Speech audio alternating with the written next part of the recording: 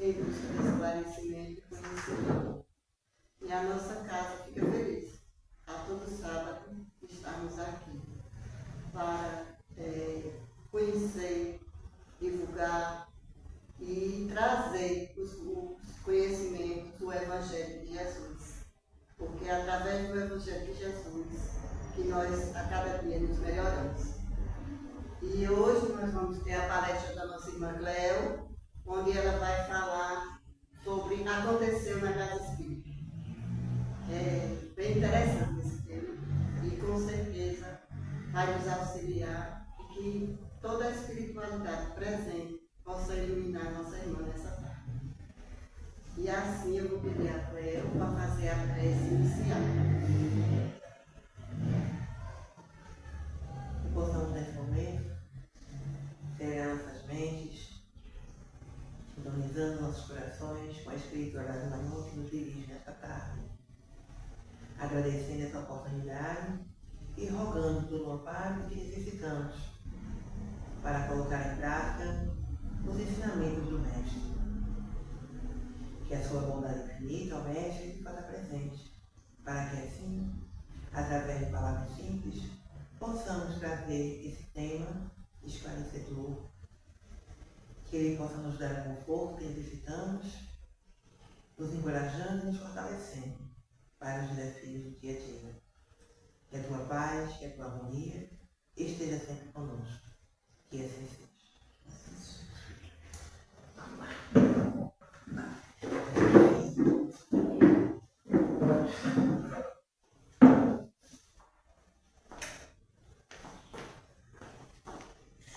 Boa tarde a todos e a todas. Com muita alegria estamos aqui nessa tarde, rogando o amparo à espiritualidade, nossos guias e protetores, para que a gente possa trazer esse tema, refletir sobre ele e sair daqui mais fortalecidos do que chegamos. Esse tema é um livro que aconteceu na Casa Espírita. É um livro bem interessante que a gente já leu várias vezes e que sempre traz um ensinamento novo, né? Eu não vou trazer, a minha proposta hoje não é refletir sobre o livro, mas sobre refletir sobre a mensagem que está no livro. Nós vamos só trazer assim uma passagem do que é o livro, para despertar em cada um de vocês a curiosidade de lê-lo, para quem não leu. Vou deixar o link, vou disponibilizar o link no grupo do audiobook, para quem quiser. No YouTube tem tudo lá, tem livro, tem ele para ler e tem ele para ouvir, né? No Google, na internet. Então não é algo difícil da gente conseguir. E como a leitura sempre é pessoal, se eu trouxesse, eu ia trazer a minha percepção do livro. E aí poderia ser que perdesse a graça. Então, a gente vai só apresentar o tema e refletir sobre o que nós aprendemos, o que eu aprendi com a leitura deste livro, ok? O espírito, Nora, e o médium é Emanuel Cristiano. Emanuel Cristiano, ele é dirigente de uma casa, ele trabalha nessa área de mediunidade há muito tempo, e ele traz algumas reflexões de como foi a experiência dele na composição desse livro, na psicografia. E a gente trouxe duas falas dele para nos ajudar nesse esclarecimento, ok? A primeira.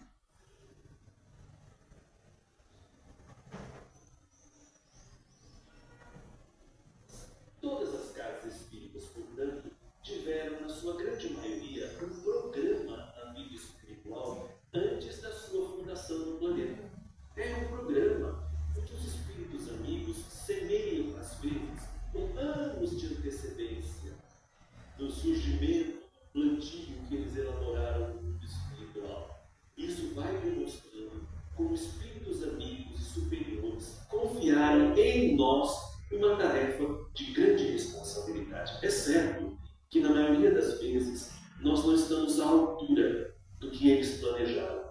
Mas a misericórdia divina é tamanha que, mesmo não estando capacitados, eles nos aproveitam aproveitam o serviço, desde que haja o mínimo de seriedade e amor, e vão nos capacitando ao longo do tempo. Desta maneira, é natural que a casa espírita, como instituição humana, apresente conflitos, dificuldades e problemas. Temos de considerar que nós estamos lidando com os seres humanos dos dois lados da vida. Claro, porque espírito é gente. Parece que esquecemos disso. Os espíritos são pessoas que estão fora do corpo biológico, mas estão em interação com os vivos. Quantos, às centenas, aos milhares, desencarnam e continuam deambulando na sua rotina, indo ao seu trabalho, do trabalho para a casa, da casa para os amigos, dos amigos para os bares, para os ambientes que lhe eram peculiares e habituais, e não sabem que estão desencarnados, ou não querem saber que assim estão. Nós estamos falando assim, e dá a impressão de que é só com eles que acontecem. Não, nós também vamos desencarnar. E vejam, a desencarnação é curiosa. É como se alguém fechasse aí a porta do centro da Sociedade Espírita Plenitude, fechasse a porta e dissesse assim: olha, vocês todos desencarnaram. O que é que vocês diriam? Capaz, que é isso? Abre essa porta aí, eu quero voltar para minha casa. Olha, eu estou me sentindo tão concreto, eu estou tão aqui, eu estou lúcido, como é que eu desencarnei? É exatamente isso. Esse livro, ele trata de um processo obsessivo que aconteceu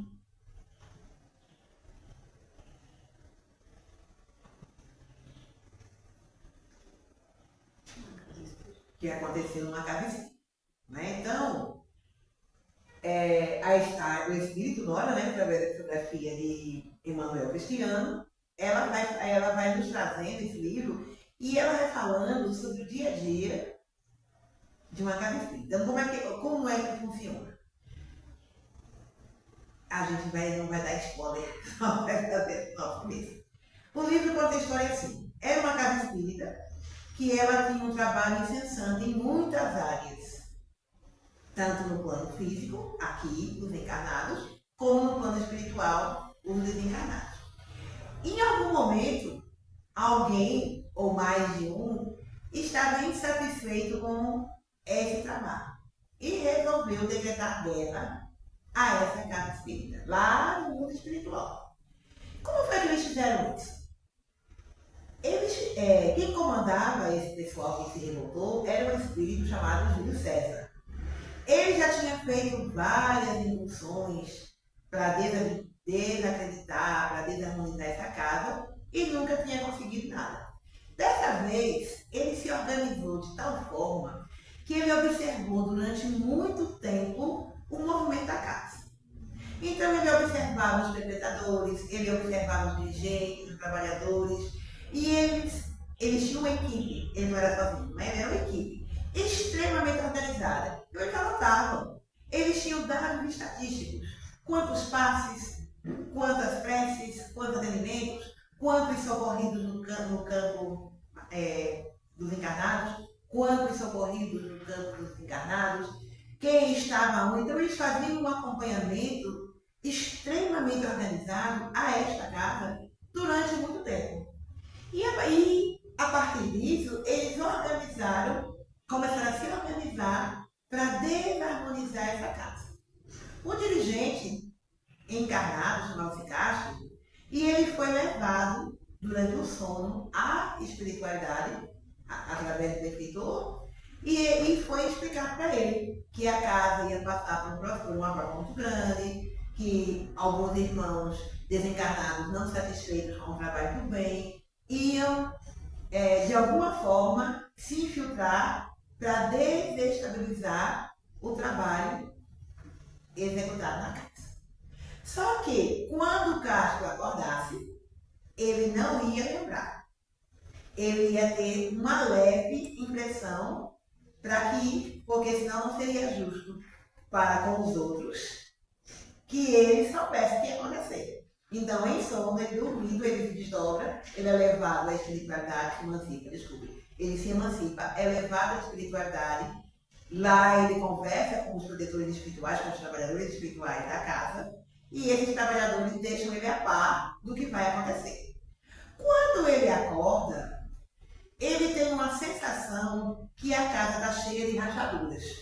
ele acordou com a sensação, alguma coisa vai acontecer com a casa. E aí ele contrata uma equipe, faz uma revisão e olha e diz, não tem rachadura nenhuma, tá tudo bem. E vida que segue. Nesse interim, esses irmãos, o Júlio César, junto com os irmãos, observando cada trabalhador, cada frequentador, ele vai percebendo aquelas nuances que os irmãos, aqueles que ainda não se compraram por bem, eles observam o quê? As nossas faltas. Aquilo que nós temos ainda não está em consonância com o Evangelho. E nessa observação, nessa preocupação, nesse trabalho, eles foram observando os dirigentes, eles foram observando os médicos, os passistas, os irmãos de bem fraterno, enfim, todos os trabalhos da casa eram observados. E a partir daí, a partir da dificuldade de cada um, a partir de como cada um agia, eles foram se infiltrando, não é? E a infiltração aconteceu através da irritação. O que é que eles perceberam? Que nós, aqui, enquanto encarnados, nós somos extremamente melindrosos. E nós nos afetamos com algumas coisas que, enquanto desencarnados, a gente não dá tanta importância. Então nós somos orgulhosos, vaidosos, egoístas, prepotentes, presunçosos e por aí vai. E em cima dessas características, eles foram atacando. Quando eles tentavam dissuadir um trabalhador e eles não conseguiam, eles iam para o campo pessoal. E aí eles persuadiam alguém, um familiar. E assim eles foram até o ponto que a carne estava totalmente desestabilizada.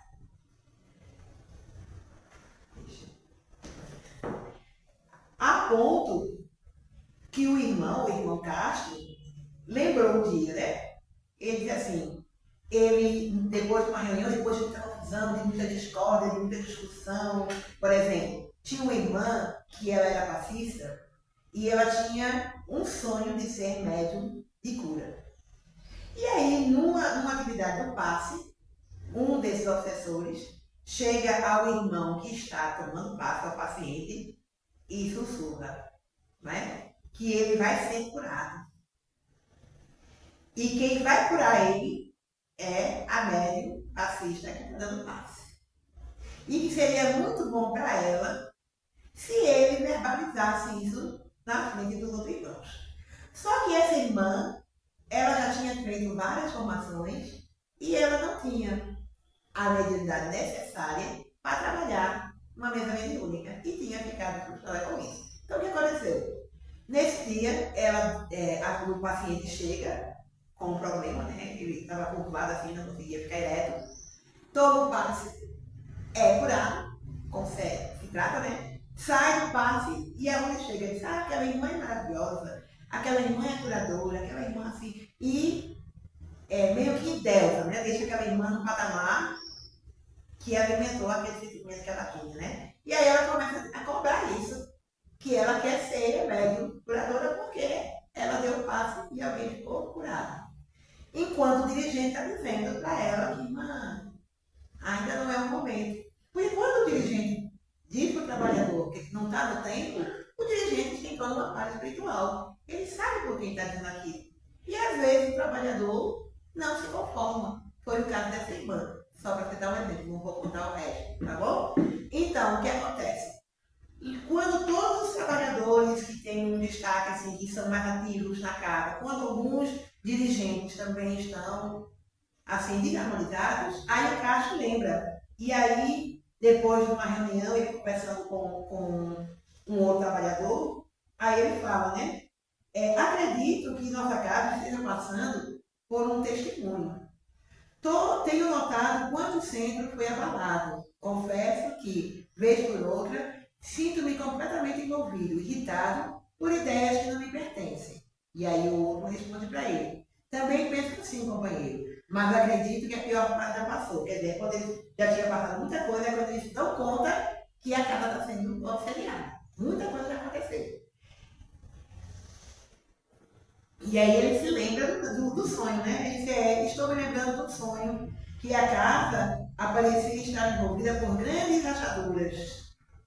E agora eu percebo que era um simbolismo. E aí ele fala, né? Que esse processo atacou 7 irmãos, né? A Márcia Boaventura, que era responsável pelo serviço de entrevistas, a Maria de Souza, que era a do passe, que a gente quer ser médium curadora, né? A evasão dos cooperadores, ou seja, muitos irmãos se afastaram. O envolvimento amoroso do médium com uma outra pessoa da casa.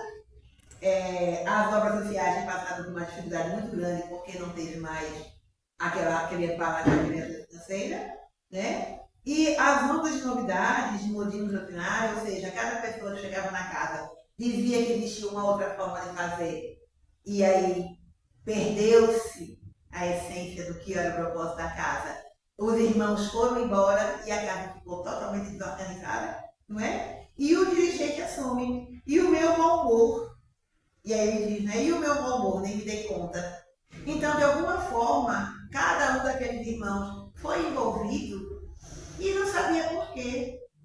Então, esse livro ele fala sobre isso. Ele conta essa história e ele fala da importância de você estar atento ao serviço do bem. E aí o vídeo do irmão, ele diz assim, que toda casa espírita, ela tem um amparo. Por quê? Porque nós, humanos, encarnados, apesar de não sermos os melhores instrumentos, somos os que estamos desejosos de trabalhar com o bem. E a espiritualidade vai nos ajudar, vai nos amparar da melhor forma que nós dermos a condição para que a espiritualidade trabalhe. Então, se ela não está conseguindo trabalhar, é porque de alguma forma nós não estamos sendo os melhores instrumentos que nós podemos ser. Não é o que é esperado, porque os benfeitores espirituais, os espíritos superiores, eles conhecem as nossas imperfeições. Mas eles sabem do nosso potencial e acreditam que nós temos a condição de alcançar esse potencial.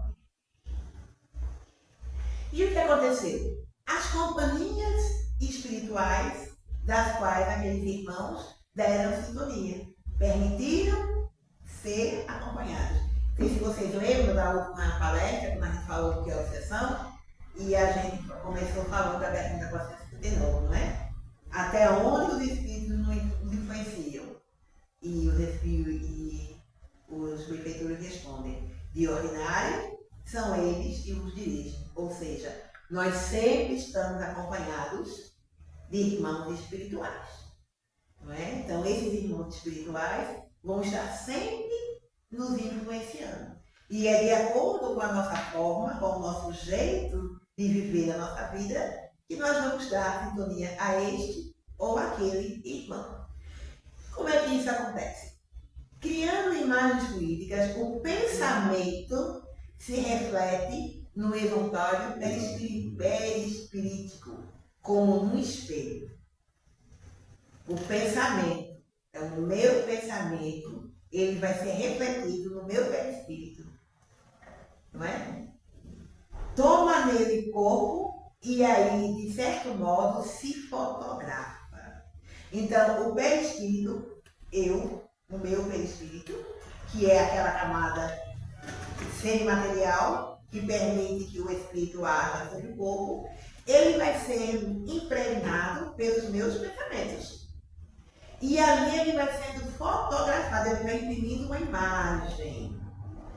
Desse modo, é que os mais secretos movimentos de alma repercutem no envoltório fluídico, que uma alma pode ler noutra alma, como no livro, e ver o que não é perceptível aos olhos do corpo. Ou seja, no caso do livro e no caso da vida, os irmãos espirituais, eles nos veem, não essa imagem física, mas a minha imagem perispiritual. É o perispírito que faz com que eles percebam quem eu realmente sou em essência. Então não é o que eu digo, não é o que nós dizemos, não é o que nós fazemos, é como nós pensamos. Porque muitas vezes a gente pensa certas coisas, mas não é correto expressar, e aí a gente guarda.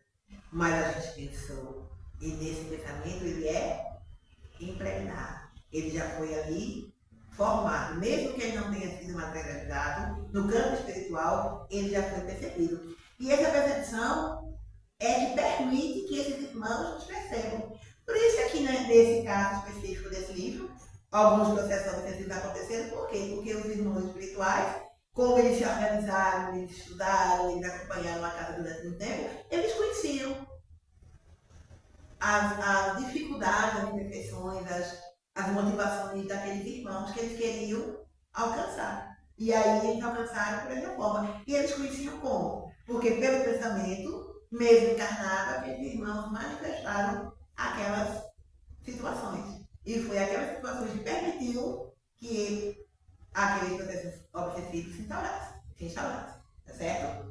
Então a gente vai mostrar agora o outro vídeo que fala, antes da gente entrar. Ai, como eu fiz isso aqui, se não me ajuda.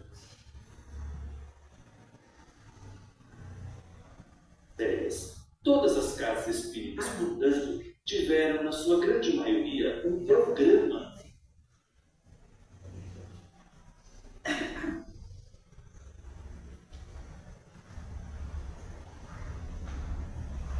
Têm que ser úteis para transformar a criatura humana. O objetivo maior do espiritismo é melhorar, transformar aquele que o compreende. Qualquer atividade espírita que esteja fora deste escopo, fora deste objetivo, estará dentro do plano do espiritismo.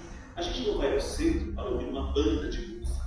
A gente não vai ao centro para gargalhar com ideias que a gente poderia gargalhar num teatro qualquer. Nós vamos ao centro espírita para aprender a mensagem do Evangelho, que é um código ético universal, a fim de sermos criaturas melhores a cada dia. Nós não vamos ao centro para passar o tempo, nós não vamos ao centro para brincar de médiums, nós não vamos ao centro para mentir, para enganar pessoas. Viram um protocolo? Nós não podemos fugir desse código ético. Por isso eu tenho que entender corretamente o que os imortais trouxeram. E toda vez que a casa espírita não tem essa preocupação de esclarecer, elucidar os seus adeptos e instruí-los sobre o verdadeiro objetivo do espiritismo, que é o mesmo do cristianismo, que é fortalecer o indivíduo, que é ensinar uma postura ética do amor ao próximo e a Deus sobre todas as coisas e ao próximo como a si mesmo, todas as vezes que nós saímos fora deste eixo ou nos fragilizamos nele, nós nos tornamos presas fáceis para oposição. Para os opositores. A gente faz os cortes e acaba não conseguindo cortar quando a gente queria. Então, ele fala o seguinte, que a proposta do Espiritismo é justamente trazer esse esclarecimento.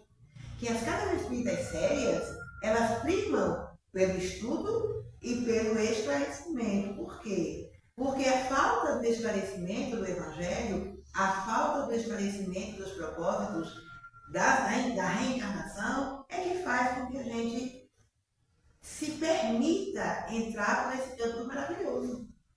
É a nossa ignorância espiritual que permite que a gente entre no campo do maravilhoso, que a gente perca a nossa simplicidade, que a gente se perca nos nossos propósitos. Então, toda a casa séria, toda a casa comprometida com o bem, a casa espírita comprometida com o bem, ela não vai alimentar o nosso ego, ela não vai alimentar a nossa vaidade, ela vai nos preparar, ela vai nos esclarecer. Quando eu digo a casa espírita como instituição, por quê? Porque a casa espírita, ela tem toda uma estrutura, ela tem a qualificação, o espiritismo tem a qualificação que deve ser estudada na casa espírita, em grupo, porque as pessoas refletem sobre aquilo dali, tem o Evangelho, que é para ser comparado com a nossa postura diária, e o Evangelho está de acordo, é coerente.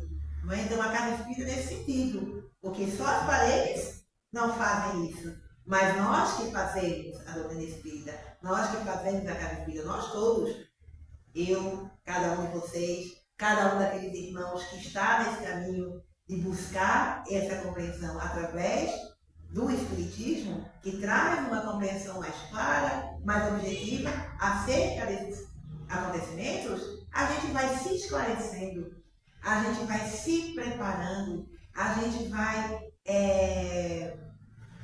tendo ele fala do rótulo, porque ele diz assim, muitas vezes as pessoas chegam à casa espírita e comparam.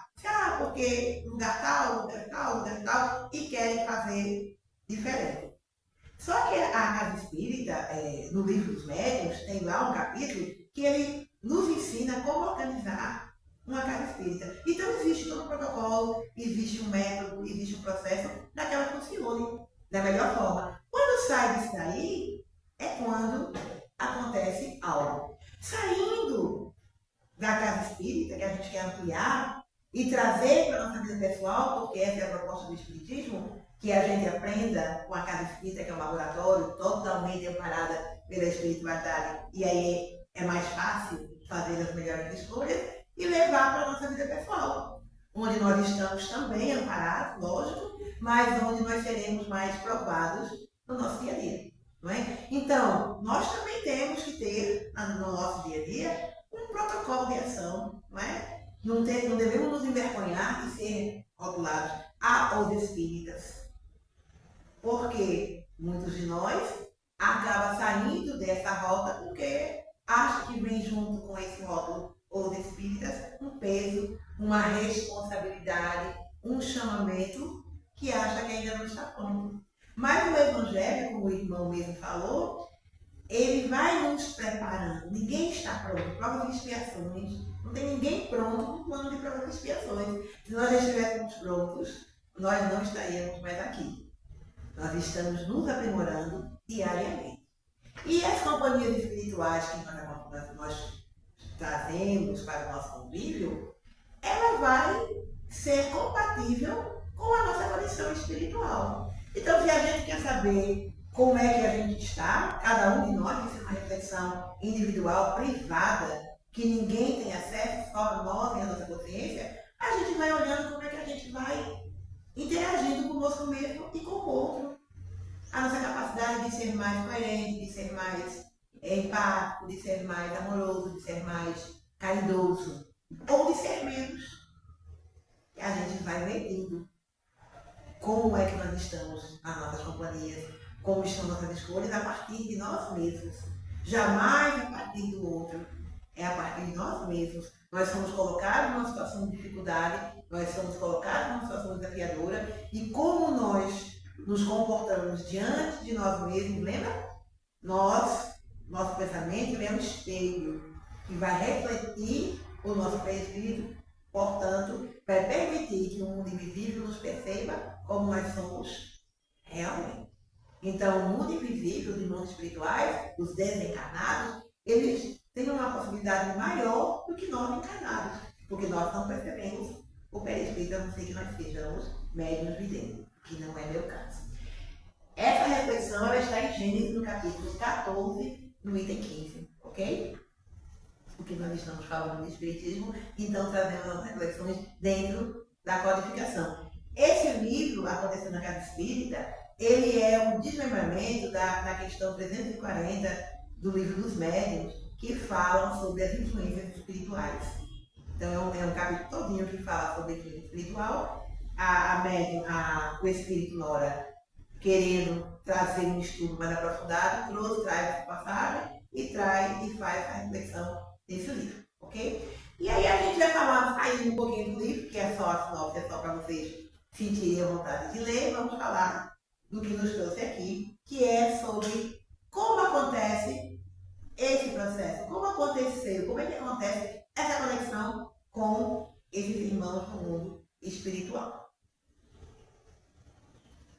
Então, e como acontece um processo obsessivo? Ou seja, como é que nós nos conectamos aos irmãos espirituais ou a um obsessor?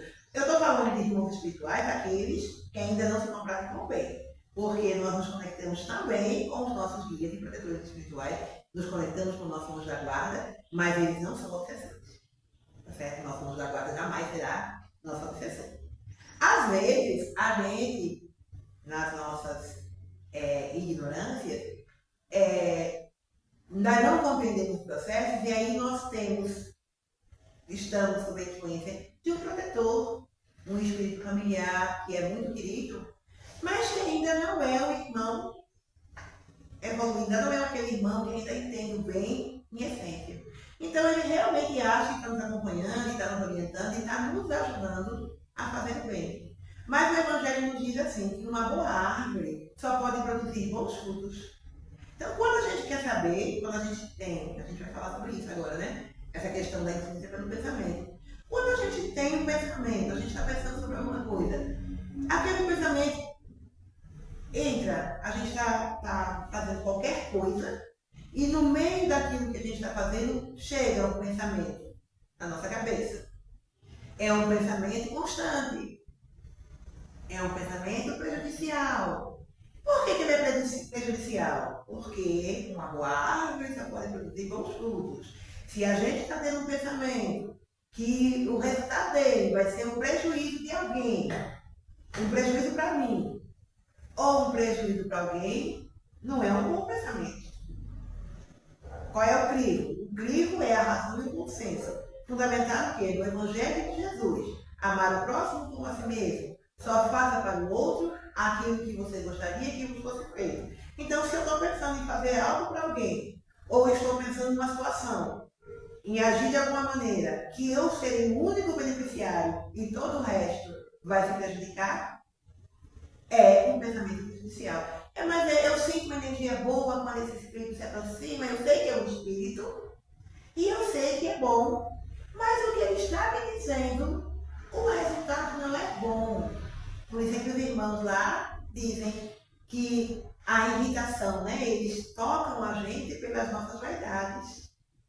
É preciso que a gente se reconheça no nosso processo imperfeito, nós somos imperfeitos, para que a gente possa ter clareza do que é um pensamento prejudicial. Por quê? Porque são as nossas afinidades que permitem esse intercâmbio, que permitem essa aproximação. Não é? Afinidade com o quê? Vou trazer só um exemplo, viu? Ciúme.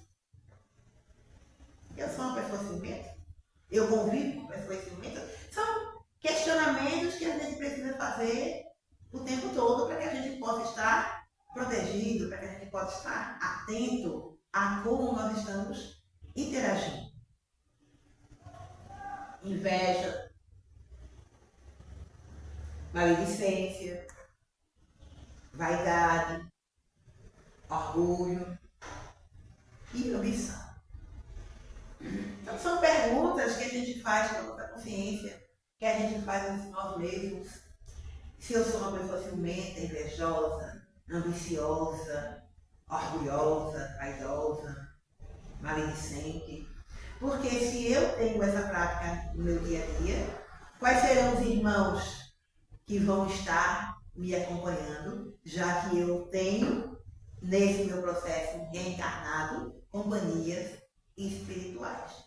Pergunta importante que a gente precisa ter na ponta da língua das respostas. Por quê? E quando a gente se reconhece, por exemplo, como uma pessoa ciumenta, a pessoa ciumenta ela cria na imaginação dela situações que nem sempre são verdadeiras. Então, eu sou uma pessoa ciumenta, eu preciso de ajuda, porque é um problema, né? É uma ação negativa. A pessoa ciumenta é capaz de fazer coisas muito complicadas para ela mesma e conseguir para o outro. Então, quando eu estiver sentindo que eu estou sentindo ciúmes, que até eu agir, eu estou pensando, eu vou me controlando. Se eu não posso mais me controlar, eu peço ajuda. Por isso é que o autoconhecimento é tão importante. Eu não tenho condições de controlar o meu ciúme, então eu vou pedir ajuda. Eu preciso buscar um profissional e fazer terapia. Porque eu preciso aprender a trabalhar com isso, porque na minha crise eu vou prejudicar alguém. Tá certo? Assim mesmo com todos os outros e tantos outros que a gente trouxe, só alguns que a lista é enorme, né? Cada um eu não tenho ciúme, mas tenho inveja. Não tenho inveja, mas sou maledicente. Não sou maledicente, mas sou ambiciosa. A gente Provas e expiações, minha gente. Todos nós temos ainda questões no campo evolutivo para melhorar. Todos. Não existe aqui ninguém perfeito, o que é provas e expiações. Então, nesse processo de afinidade, a gente vai sendo cutucado pelos aqueles irmãos desencarnados. Vai nos mostrar uma situação que não é verdade. Se eu sou a pessoa mais vicente, eu estou vendo duas pessoas ali conversando, na minha cabeça está ali. Deve ter falado sobre isso, e já estou compartilhando sem nem saber se é verdade. Porque o maledicente não tem compromisso nenhum com a verdade. Se eu sou vaidoso, quando eu termino a palestra, eu digo, e aí, minha gente, vocês gostaram? Foi boa? E se alguém disser não? Aí, bicho, fulano também, né? O erro é do outro. A minha palestra está perfeita. Não aceito críticas. Porque a minha vaidade vem primeiro. Não é? Então a gente tem que estar atento para quem nós somos, para que a gente possa estar protegido. A gente vai passar, vai, provas e expiações. De vez em quando vai ter na nossa mente, no nosso pensamento, um pensamento de vez em quando, ou grande parte do tempo, dependendo de como a gente está. Tem dia que a gente está melhor, tem dia que a gente não está tão bem, mas aí a gente está vigilando. Como o Evangelho diz, orar e vigiar. Então, vigiar os pensamentos. Os vícios, mas os vícios também são uma porta. Aí a gente pega alguns, né, os mais comuns, mas tem outro monte, né? A gente sempre traz vícios materiais, não é? Mas aí quando a gente fala das atividades, tem os vícios imateriais, porque a gente tem alguns problemas de convivência, porque tem pessoas que só conseguem estar bem quando arrumam uma belíssima discussão que todo mundo brigando. Parece que dá uma satisfação interior, pronto. Agora está todo mundo discutindo, agora eu estou bem. Tenho prazer em chegar nos ambientes e fazer comentários que não são legais para que as pessoas se harmonizem. É um vício. Toda vez que a pessoa chega, toda vez que eu chego naquele canto, eu faço um comentário que eu sei que as pessoas vão ficar chateadas. Eu já sei e eu continuo fazendo. Tem alguma coisa aí que não está boa, né? Então, a gente sempre traz esses vícios materiais, mas tem vícios imateriais, que são vícios da nossa convivência. De coisas que a gente fala, de coisas que a gente faz no nosso dia a dia, que faz com recorrência e que machuca, e que magoa, e que entristece, e que a gente acha que é normal, mas não é. Ok? E os nossos afetos, né? A saudade e a paixão. Quando a gente sente muita falta de uma pessoa, quando a gente está aqui encarnado e a pessoa desencarna, né? Morre, como a gente costuma dizer, e a gente não aceita aquilo, é uma perturbação grande para a gente, é um incômodo, uma tristeza, uma insatisfação, parece que a vida não anda. E é também porque o irmão está lá. Porque se nós somos influenciados, nós influenciamos também.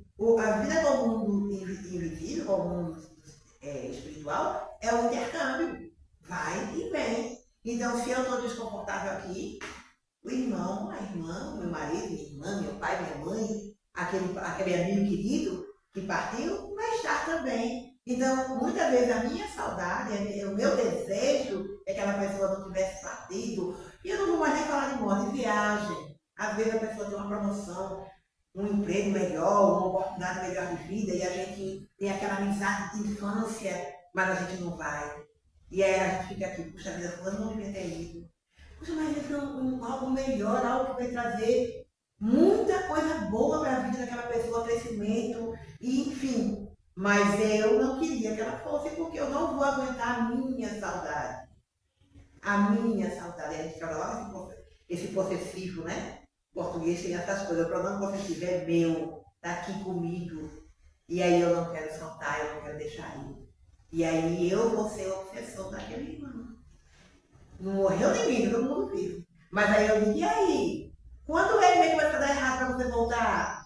E sei que ele, como quem está dizendo, está agorando, a expressão que a gente usa no dia a dia, né? Está agorando o outro, desejando que não dê certo na vida do outro para que ele volte. Isso não é uma coisa boa. Então, a gente vai percebendo a obsessão, os processos obsessivos, são tão sutis e são tão normais no nosso dia a dia, que a gente diz, puxa vida, o que teria errado nisso? O errado é que a minha forma de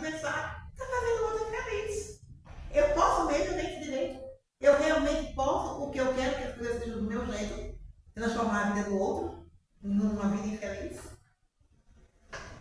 A paixão, né? Aquilo que a gente faz com muita dedicação, com muito empenho, a ponto de achar que só a gente faz bem feito. E aí não consegue trabalhar em equipe, não consegue compartilhar, não consegue nem ensinar. Por quê? Porque só quem faz bem feito sou eu. O outro nunca, eu não vou nem ensinar, porque ele vai fazer igual, não vai fazer igual, não está bem feito. Então eu perco a oportunidade de ajudar alguém e privo o outro da oportunidade de aprender algo, porque eu sou apaixonada pelo resultado das coisas que eu faço. Eu gosto tanto que não quero compartilhar. Quando a gente está aqui, para aprender a compartilhar. O grande desafio nosso aqui é aprender a compartilhar. É aprender a olhar o outro como irmão, como igual. Não é, cada um no seu nível evolutivo, cada um no seu degrau evolutivo, mas todos iguais, todos foram criados da mesma forma e através da nossa escolha a gente está seguindo. Tem ninguém melhor nem pior. Todo mundo tem a sua condição. A gente não tem a condição, nós encarnados aqui, de julgar quem está melhor, quem é mais evoluído, quem é menos evoluído, pela ação que o outro faz. Porque a gente não sabe, a gente não tem a compreensão nem do que foi antes, nem do que vem depois, além do momento de agora. E muitas vezes, nesse nosso julgamento, a gente condena o outro porque a gente acha que é melhor do que o outro. Que é o machismo, que a gente não é, ninguém é. Aqui não existe. Provas de expiações, eu sempre falo sobre isso, porque essa condição é planetária. Não é uma condição minha de planeta. Então, todos nós estamos sujeitos às condições do planeta de provas de expiações. Então, aqui ninguém é perfeito.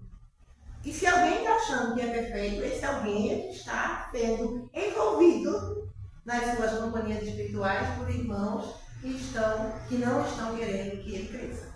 Porque a gente só cresce quando a gente descobre que não é perfeito. Enquanto a gente pensa que está tudo certo, a gente não evolui. E a vingança? Que é um sentimento assim que a gente não quer nem dizer, mas que é tão atual e tão constante. E de vez em quando a gente se depara no campo, estou falando aqui, viu? Dá nem fui para o espírito, no campo da nossa convivência diária, dos nossos irmãos encarnados. Às vezes a gente está tendo uma ação, está dando uma resposta, está agindo de uma determinada forma, porque em algum momento o outro fez algo que eu não gostei. Aí tem um ditado, né? Quem tem com quem me paga não me deve nada. Eu lembro quando a gente fazia uma formação, um curso com algumas palestras, que tinha a atividade mediúnica, e antes da mediúnica tinha um estudo da desobsessão. E a gente brincava muito com essa expressão, porque colocava, né, esse tanto fazia dizer assim, quem tem com quem me pague não me deve nada. Mas tem pessoas que dizem assim, quem tem com quem me pague, respira fundo, não me deve nada. Imagina a energia, lembra o pensamento plasma? Como está o meu perispírito? Que fotografia eu formei quando eu terminei esse ditado, que é super popular, que todo mundo, não sei, muita gente fala assim. E aí a gente vai percebendo que muitas vezes nós é que estamos sendo movidos pelo sentimento de vingança. Nós é que queremos que aquela pessoa sofra, porque em algum momento ela me fez sofrer. E o justo é que ela sofra também. Será? Será que nós temos esse termômetro de justiça? Eu esquento calor.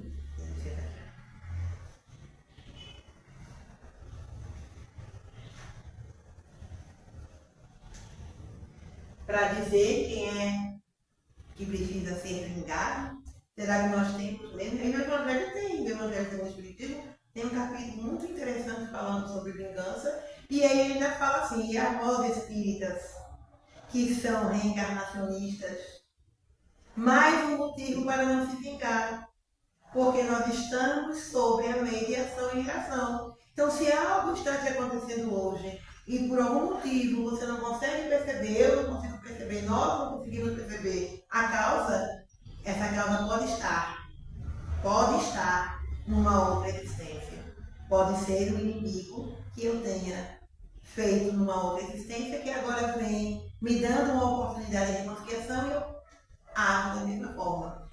E saindo do campo material, vamos para o campo espiritual. A gente está falando sobre isso, companhias espirituais. Imagine, lembra, o perispírito é que permite que aquele irmão nos perceba. Imagine quando a gente faz uma brincadeira de mau gosto, quando a gente faz um comentário que não é legal, e aquele irmão que não aceitou, e que ele fala lá do desencarnado. O desencarnado, muitas vezes, é aquele irmão que morreu e que não quis. Não é o momento, não é a hora de eu morrer. Deus errou aí nessas contas. Eu quero ficar mais tempo. E não vai para a espiritualidade, não segue o seu propósito evolutivo e fica. E fica como? Se alimentando através das afinidades, através dos nossos vícios, através das nossas imperfeições, nos acompanhando. Então, cada um de nós vai ter a companhia que permite ter, através do pensamento, através da sua forma de agir, através da sua forma de interagir.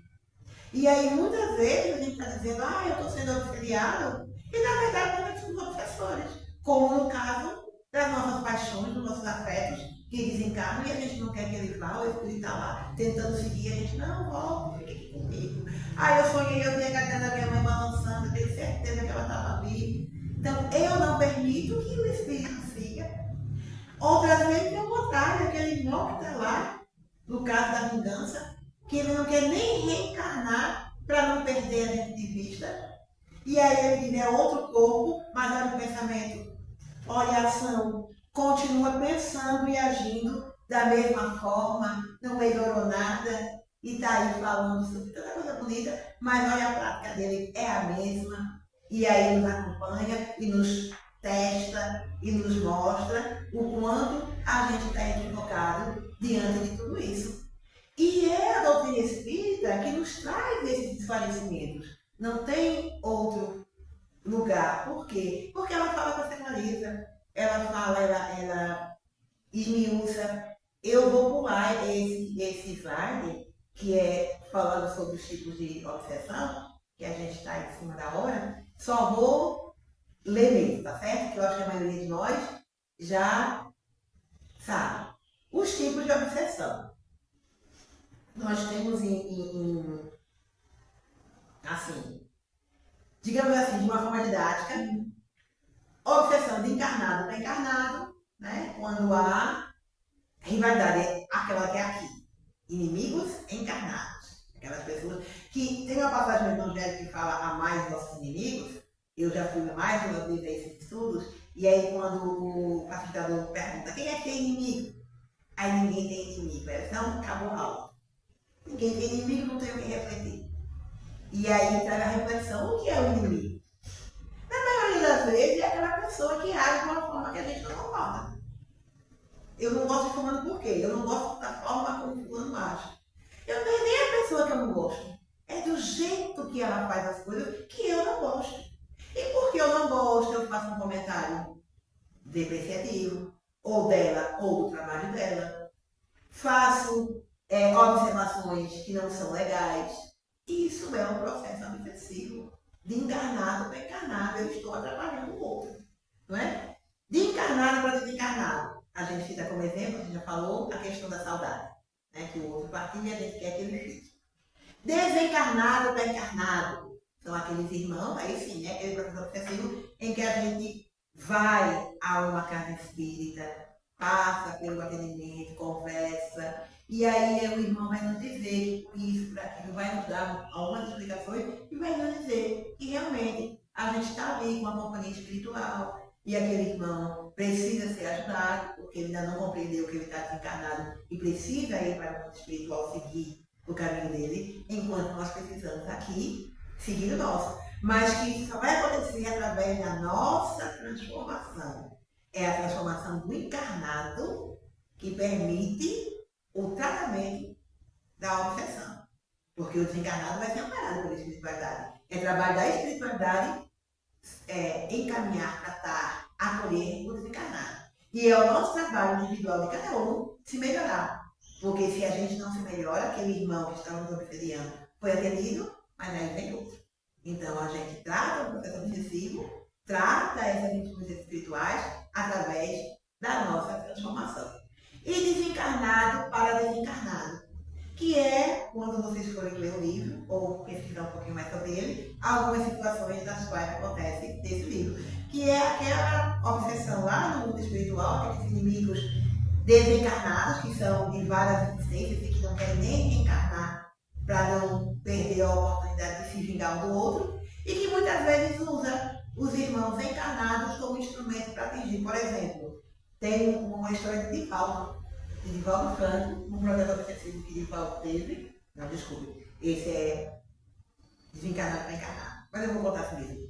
Que Divaldo tinha um programa com um irmão de muitas existências, e quando ele acolhe uma criança que é parente desse irmão, é quando esse irmão passa a ver Divaldo com outro olhar, né? Mas aí é uma de desencarnado para encarnado. Ele era auxiliado por um irmão desencarnado, e essa obsessão só termina muitos e muitos anos, mesmo passou-se, quando Divaldo acolhe lá na casa do caminho, no caminho, uma criança, e essa criança é parente desse irmão. E aí ele consegue realmente ver o quanto Divaldo, o espírito, que naquele momento era Divaldo, tinha melhorado, né? Aquilo permitiu que a vingança terminasse. Mas então, por exemplo, vamos lá, 2 espíritos que têm muita mágoa, não é? E aí um deles descobre que aquela pessoa ali é irmão, é pai, é mãe do inimigo. Vai obsediar. Não porque tem algum problema com esse irmão encarnado, mas porque quer, por intermédio desse irmão, atingir o desencarnado. Então, no mundo, nós, depois que nós desencarnamos, nós não vamos ser santos, nem vamos ser perfeitos. Nós vamos continuar sendo quem nós somos. Então, se nós não somos pessoas agradáveis aqui, não seremos, no primeiro instante, agradáveis lá. Precisamos também nos melhorar. Então, se a gente está aqui brigando e quer vingança, quando a gente for para lá, vai querer continuar querendo vingança. A gente não vai deixar. Alguns vão? Vão. Quando passam pelo esclarecimento, compreendem. Mas a maioria, talvez. Não sei, não tenho esse número, porque nós aqui não temos esse acompanhamento, tá certo? Mas, como Deus, na sua infinita bondade, tudo faz para que a gente cresça, existe um antídoto para os processos obsessivos. Através do Evangelho, entretanto, encontramos um antídoto eficiente contra a proliferação dos processos obsessivos. Isso é uma fala de Eurípides Barçanufo. Eu gosto muito desse livro, Obsessão, de Pedro Caldas. É um livro assim que ele me ajuda muito a refletir sobre muitas coisas. E lá no finalzinho do livro, ela fala sobre a desobsessão natural. Porque a casa espírita, ela faz, né? A gente tem um atendimento fraterno, o trabalho da desobsessão. Aqui na nossa casa nós não temos, mas a doutrina espírita tem essa tarefa.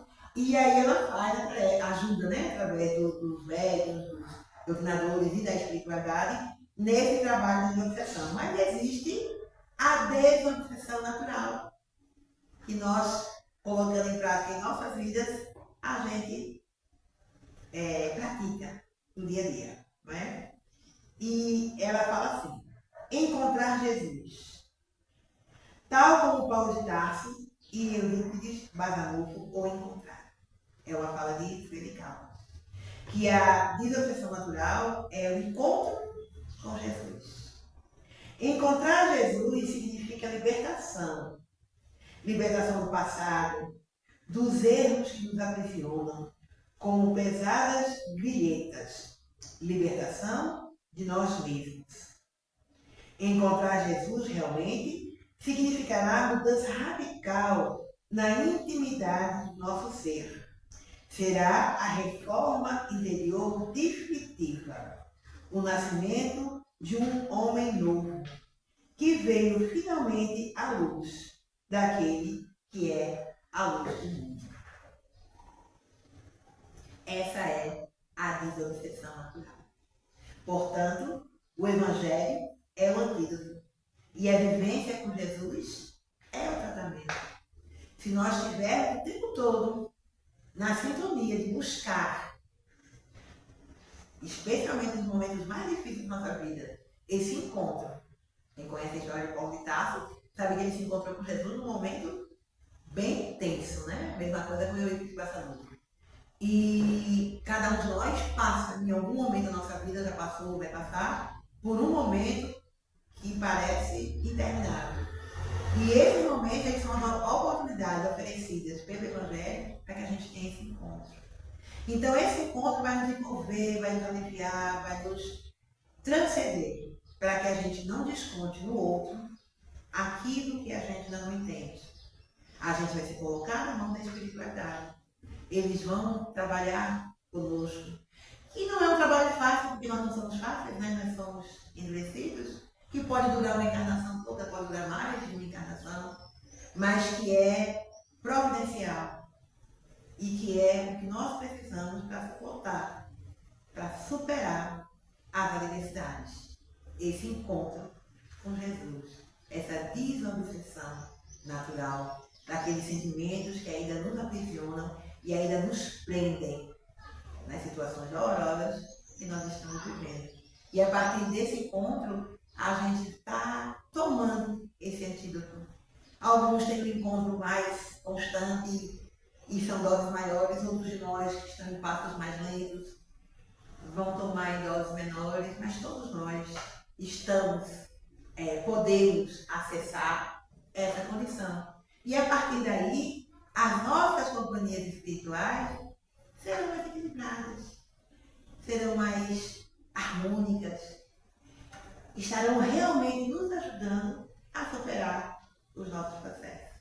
Que a gente possa refletir juntamente com o Evangelho, que a gente possa refletir sobre essas verdades espirituais e que a gente possa buscar ler mais, conhecer mais a doutrina espírita, para que a gente tenha realmente esse suporte, assim, bem firme, bem enraizado dentro de cada um de nós.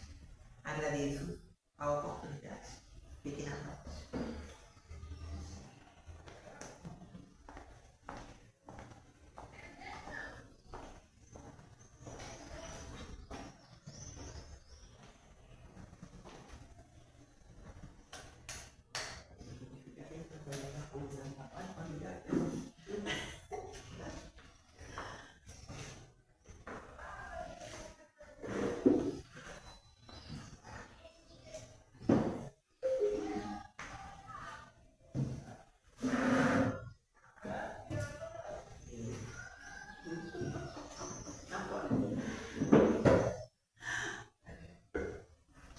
Agradecemos a nossa irmã Cléo, né, por trazer esses esclarecimentos em cima do processo obsessivo. E assim, levar para nós, para a nossa vida, o orar e vigiar, como Jesus nos ensinou. Rogar sempre ao Pai que nos dê força e coragem para vencermos sempre os maus pensamentos e que esse encontro com Jesus seja sempre feito todos os dias. Porque Jesus, sim, é a luz do mundo e só Ele ilumina o nosso caminho. E esse caminho com Jesus, com certeza se torna mais leve, colorido, florido, e as pedras que vamos encontrando, Ele vai nos ajudando a tirar. Então, vamos à prece final. Após a prece, a gente tem o passe. Depois do passe, temos a água purificada. E em seguida, a gente vai dar continuidade ao curso de passe. Certo? Então, agora, fechamos os olhos. Vamos elevar nosso pensamento ao alto. Visualizar Jesus em nossa vida. E assim, Senhor, te agradecemos pela oportunidade de estarmos aqui, reunidos em teu nome. Que o Mestre Jesus nos ilumine, nos ampare, nos acolha e que sempre carregue-nos nos braços nos momentos mais difíceis. Pedimos também, ó Espíritos de luz, aqui presente, ao nosso mentor Arthur, que ilumine a nossa casa, transmute todas as energias deletérias em energias salutares e que renove em nós a luz da boa nova. Que o Evangelho de Jesus seja o nosso guia, hoje e sempre, estando encarnados e desencarnados, pois sabemos, Senhor, que a vida continua, que a tua paz, que a tua luz nos envolva hoje, por toda a semana e para todos, que assim seja.